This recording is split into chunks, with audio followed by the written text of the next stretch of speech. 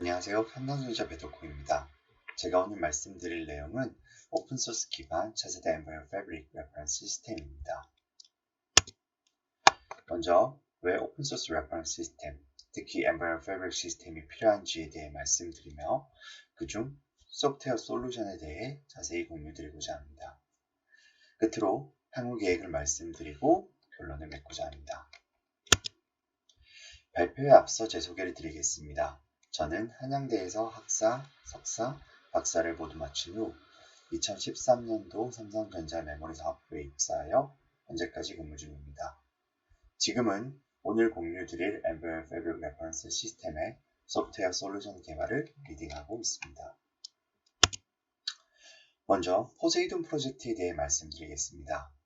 포세이돈 프로젝트는 저희 삼성전자가 2020년 50비 글로벌 서밋 키노트에서 발표한 내용으로 3자 협력을 기반으로 한 오픈소스 레퍼런스 스토리지 플랫폼 개발 프로젝트입니다. 포세이돈 프로젝트는 하드웨어와 소프트웨어 솔루션을 모두 포함하고 있으며 그 첫 번째로 엠베드 패브릭을 위한 시스템을 개발할 예정입니다.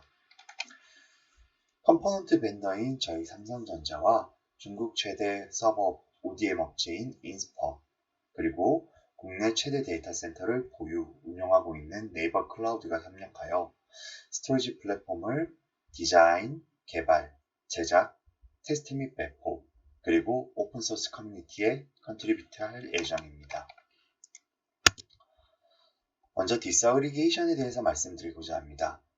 디스어그리게이션은 데이터 센터 최신 트렌드를 나타내는 중요 키워드 중 하나입니다. 2010년 중반부터 구글, 마이크로소프트, 페이스북 등 미국 거대 데이터 센터들이 운영하고 있는 미국 거대 데이터 센터들을 운영하고 있는 회사들로부터 생겨나기 시작한 개념인데요. 기존에는 렉 안에 하나의 서버는 컴퓨팅과 스토리지 리소스 모두 장착되어 있었습니다. 이 경우 모든 서버가 동일한 스펙을 가지므로 소프트웨어로 가상화하기 쉬운 반면 컴퓨팅 혹은 스토리지 리소스만 필요하더라도 둘 다를 증설해야 되는 비율이 있었습니다. 이를 해결하기 위해 각각의 리소스를 풀로서 관리하고 필요할 때마다 각 리소스들을 결합하여 사용하는 개념이 등장하기 시작했습니다. 이게 바로 디스어그리게이션인데요. 해당 그림을 보면 각 서버는 컴퓨팅 혹은 스토리지 리소스만을 가지는 것을 확인할 수 있습니다. 이를 통해 다음과 같은 이점을 얻을 수 있습니다. 오늘 말씀드릴 엠베드 패브릭은 최근 디스어그리게이션 스토리지를 위한 인터페이스로 각광받고 있습니다. 먼저 엠베드 패브릭 인터페이스에 대해 간략히 소개드리겠습니다. 엠베드 패브릭은 수백 개의 드라이브로만 확장 가능한 PCI 어태치드 NVMe의 스케일링 리미테이션 문제를 극복하기 위해 제안되었습니다. 엠베드 패브릭은 네트워크 전송 프로토콜을 사용하여 원격 NVMe 드라이브를 액세스 가능합니다. 특히 인캡슐레이션, 디캡슐레이션을 통해 엔드-투-엔드 NVMe 시멘틱을 제공 가능합니다. 해당 그림은 호스트로부터 NVMe 커맨드를 스토리지 서버에 꽂힌 로컬 NVMe로까지 나타내는 커맨드가 로컬 NVMe까지 나타내는 도달하는 과정을 나타내고 있습니다. 호스트 측의 NVMe 커맨드는 NVMe 패브릭 커맨드로 캡슐화되어 네트워크를 거쳐 스토리지 서버로 전송됩니다. NVMe 패브릭 커맨드가 스토리지 서버로 도착하게 되면 NVMe 커맨드로 디캡슐레이션 되고 스토리지 서버의 로컬 NVMe 드라이버로 전송됩니다. 이렇듯 NVMe 패브릭 인터페이스는 불필요한 프로토콜 변환 오버헤드를 제거함으로써 네트워크 패브릭에서 NVMe의 효용과 성능을 유지할 수 있게 됩니다. 그렇다면 엠베드 패브릭, 특히 레퍼런스 시스템이 필요한 이유는 무엇일까요? 먼저 NVMe 이코시스템은 빠르게 확장하고 있습니다. 조사기관인 IDC에 따르면 NVMe는 올해 엔터프라이즈 스토리지에서 61.4%의 마켓 셰어를 차지하게 됩니다. 다음은 스토리지 디스어그리게이션은 데이터 센터의 주요 트렌드가 되었습니다.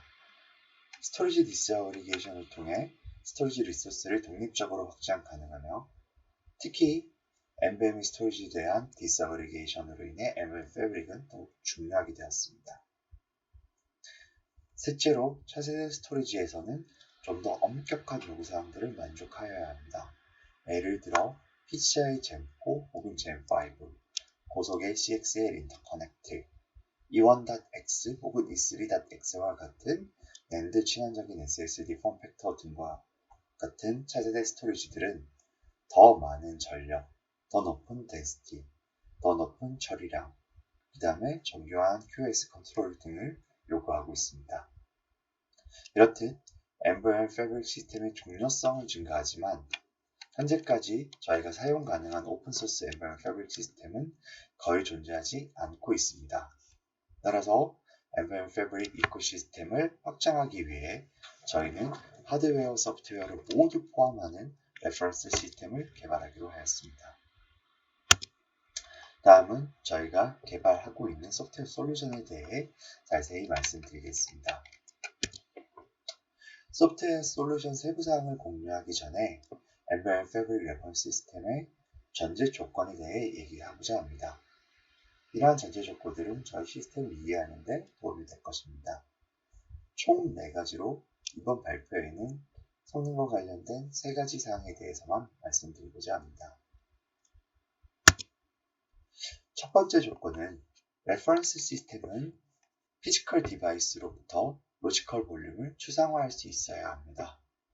이는 이니셔에이터에게 피지컬 디바이스를 직접 제공하는 대신 내부를 숨길 수 있어야 합니다. 이로 인해 매핑 테이블 관리와 같은 메타데이터 관리가 필요하지만 볼륨 관리, 레이드, 압축, 티어링 등과 같은 스토리지 피처들을 손쉽게 추가할 수 있게 됩니다. 두 번째로는 NVMe 패브릭 시스템은 다양한 유형의 네트워크 프로토콜들을 지원할 수 있어야 됩니다. 현재 NVMe over RDMA, FC, TCP가 승인되어 있습니다. 그중 저희는 NVMe TCP를 디폴트로 채택하였습니다. 이는 TCP IP의 경우 이미 데이터 센터 전체에 퍼져 있으며 NVMe TCP를 통해 기존의 TCP IP 네트워크를 그대로 활용할 수 있게 됩니다. 또한 TCP는 RDMA와 FC보다는 느리지만 리저너블한 레이턴시를 제공할 수 있습니다. 또한 최근에 NVMe TCP 업로드 기능을 제공하는 스마트 닉이 등장하고 있으며 이러한 스마트 닉을 활용하면 더 짧은 레이턴시를 제공 가능하게 됩니다. 세 번째 전제 조건은 당연하게도 NVMe SSD의 성능을 충분히 활용할 수 있어야 합니다. 이 그래프들은 각각 읽기, 쓰기에 대한 시퀀셜, 랜덤 성능에 대한 상대적인 성능을 나타냅니다. 보시는 것과 같이 NVMe SSD는 시퀀셜 성능이 읽기, 쓰기 모두 랜덤 성능보다 훨씬 빠르다는 것을 알 수 있습니다. 특히 쓰기의 경우 그 차이가 더 많이 나는 것을 확인하실 수 있고요. 다음 그래프는 쓰기 성능에 대한 클린, 서스테인 성능을 각각 나타냅니다. 이 역시도 클린 상태의 성능이 서스테인 상태의 쓰기 성능보다 약 3배 정도 빠르다는 것을 알 수 있습니다. 이를 통해 더 높은 성능을 제공하려면 레퍼런스 시스템은 유저 I/O를 시퀀셜화하는 것을 필요하다는 것을 알 수 있습니다. 또한 낸드 플래시의 특성과 리미테이션을 이해하는 것이 필요합니다. 많은 분들은 아시겠지만 낸드 플래시는 다음과 같은 독특한 성능들이 있으며 여러가지 제약사항들이 있습니다. 특히 데이터를 안전하게 저장하기 위해서는 EPI나 리드 리클라임 등이 필요합니다. 따라서 레퍼런스 시스템이 이러한 제약사항들을 인식하고 NVMe SSD 현재 사항을 잘 파악한다면, 특히 싱크업이 맞는다면 차세대 스토리지의 더 엄격한 요구사항들을 충족시킬 수 있으며 이로 인해 더 높은 성능과 더 안전한 QoS를 제공할 수 있게 됩니다. 다음은 저희의 소프트웨어 솔루션의 컨셉에 대해서 말씀드리고자 합니다. 저희는 NVMe SSD의 성능을 잘 활용하기 위해 저희의 소프트웨어 솔루션이 커널 모드에서 수행되는 대신 유저 어플리케이션으로 수행되도록 하였습니다. 이를 위해 NVMe SSD 및 NVMe Fabric용 네트워크 카드를 관리하기 위한 유저 스페이스 드라이버를 채택하였습니다. 또한 소프트웨어 솔루션은 피지컬 디바이스에서 로지컬 볼륨을 추상화할 수 있어야 하므로 NVMe Fabric 인터페이스를 통해 이니시에이터에게 커스터마이즈된 가상의 장치를 제공할 수 있게 됩니다.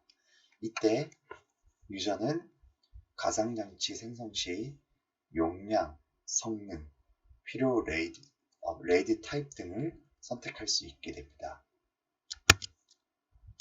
다음은 레퍼런스 시스템의 소프트웨어 스택에 대해 말씀드리겠습니다.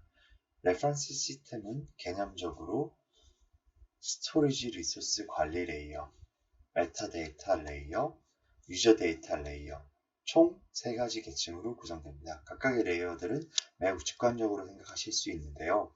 먼저 스토리지 리소스 관리 레이어는 말 그대로 NVDIMM이나 SSD를 포함한 NVMe Fabric 타깃의 스토리지 리소스 관리 및 모니터링을 담당하는 계층으로 상위 계층에게 모듈들을 수행할 수 있는 환경을 제공합니다. 다음은 메타데이터 레이어로 내부 메타데이터에 대한 HCID를 보장하는 레이어입니다. 이를 위해 다른 모듈들에게 심플하지만 직관적인 파일 인터페이스를 제공하며 업데이트된 메타데이터를 효율적으로 저장하기 위한 저널링 기능을 가지고 있습니다. 마지막으로 유저 데이터 레이어는 유저 I/O를 처리하고 NVMe Fabric 커넥티비티를 제공합니다. 유저 레이어는 더 높은 성능과 스테이블한 QoS를 제공되도록 최적화되어 있습니다. 다음은 저희 소프트웨어 솔루션의 2가지 주요 특징에 대해 말씀드리고자 합니다. 첫 번째 특징은 소프트웨어 솔루션이 이전 슬라이드에서 말씀드린 것 같이 유저 스페이스 NVMe Fabric 및 NVMe I/O를 채택하였다는 겁니다. 유저 스페이스 드라이버를 통해 유저 어플리케이션은 이 복잡한 커널 스택을 거치지 않고 NVMe SSD에 직접 I/O를 이슈잉할 수 있게 됩니다. 이를 통해 수많은 시스템 콜 및 데이터 카피 오버헤드를 없앨 수 있으며 이로 인해 스토리지 서비스에 더 많은 CPU 사이클을 활용할 수 있게 되어 결과적으로 레이턴시와 IOPS를 향상시킬 수 있게 됩니다. 다음은 레퍼런스 솔루션은 라이트 버퍼를 채택하여 SSD 프렌들리한 쓰기를 수행한다는 것입니다. 해당 그림은 라이트 버퍼를 통한 쓰기 순서를 나타냅니다. 먼저 모든 유저 라이트는 라이트 버퍼에 우선적으로 저장됩니다. 라이트 버퍼가 가득 차게 되면 로그 스트럭처드 방식으로 한 번에 벌크 플래시를 수행하게 됩니다. 이때 라이트 버퍼가 논볼러타일한 메모리에 있으면 라이트 버퍼 내부의 유저 데이터에 대한 퍼센티지가 그 즉시 보장되게 되며 이로 인해 라이트 레이턴시를 단축하고 안정적인 QoS를 제공할 수 있게 됩니다. 또한 라이트 버퍼는 유저 라이트를 손쉽게 싱크로나이즈하여 랜덤 성능보다 약 3배 더 높은 NVMe의 시퀀셜 쓰기 성능을 활용 가능해집니다. 또한 이러한 로그 스트럭처드 라이트로 인해 트립 명령을 사용하게 되면 손쉽게 SSD를 클린 상태로 만들 수 있습니다. 다음은 소프트웨어 솔루션 개발 과정에서 저희가 만났던 챌린지들에 대해서 소개시켜 드리고자 합니다. 먼저 TCP를 통해 100GB 혹은 200GB의 고속 네트워크를 세추얼시키는 겁니다. 기본적으로 저희는 SPDK를 사용하였지만 CPU는 여전히 병목점이었으며 특히 4KB와 같은 스몰 IO에서는 더욱더 큰 병목점이 됩니다. 또한 저희가 더 어려웠던 점은 TCP 스택은 RDMA나 FC에 비해 파이버 채널에 비해서 더 많은 CPU 사이클을 소모하는 것이었습니다. 다음 그림은 IDMA 및 TCP에서 MMM 패브릭을 통한 CPU 사용량을 나타내는 플레임 그래프입니다. 보시는 것과 같이 TCP 스택이 RDMA 스택과 비교하여서 약 3배 정도 더 CPU 사이클을 사용하는 것을 확인하실 수 있는데요. 해당 결과는 PCI Gen3 기반 CPU에서 측정한 결과로 SSD나 네트워크 대역폭이 2배가 되는 PCI Gen4 환경에서는 CPU 병목이 더 큰 문제가 되게 됩니다. 이러한 병목을 해결하기 위해서 저희는 소프트웨어 솔루션인 누마어웨어 기능을 지원하게 되었는데요. 내부적으로 저희 I/O 패스는 크게 레이턴시 최적화된 프론트엔드와 밴드위스 최적화된 백엔드로 분리를 하였고요. 각각을 다른 CPU 소켓에 할당하였습니다. 이를 통해서 UPI 트랜잭션을 최소화하여 결론적으로 더 많은 CPU 사이클을 스토리지 서비스에 사용할 수 있게 되었습니다. 그러나 이렇게 프론트엔드와 백엔드를 분리하더라도 여러 개의 SSD를 하나의 큰 어레이로 묶어서 유지하는 경우 불가피하게 다음과 같이 리모트 SSD에 대한 액세스가 발생할 수 있게 됩니다. 예를 들어 프론트엔드에서 직접적으로 다른 누마에 장착된 SSD에 리드를 하는 경우죠.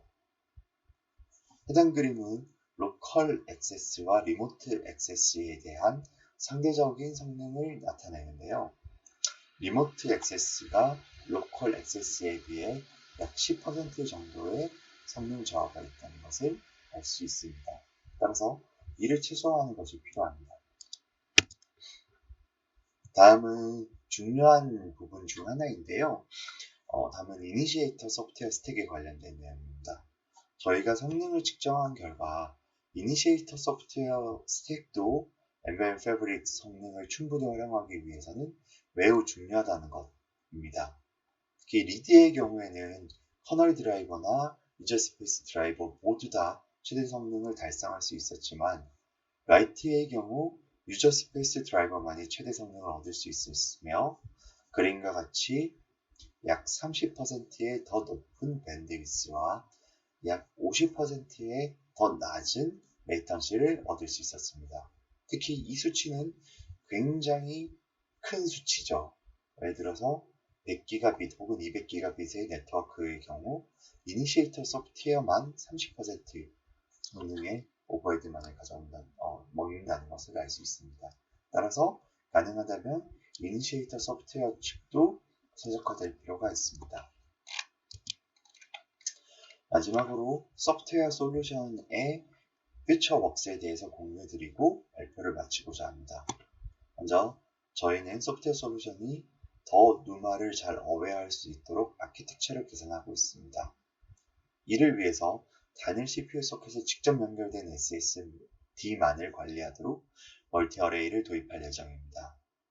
그리고 레퍼런스 서버에서 PCI Gen4 레퍼런스 서버에는 PCI Gen4 기반 CPU가 장착될 예정인데 추후 더 많은 성능을 측정할 예정입니다.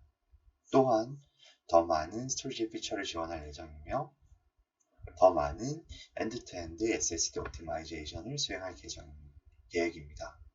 필요하다면 저희 소프트웨어 솔루션을 위해 SSD 펌웨어까지 수행할 계획이 있습니다. 끝으로 올해 말에 레퍼런스 솔루션을 오픈할 예정이니 많은 관심 부탁드립니다. 지금까지 발표를 들어주셔서 감사합니다. 감사합니다.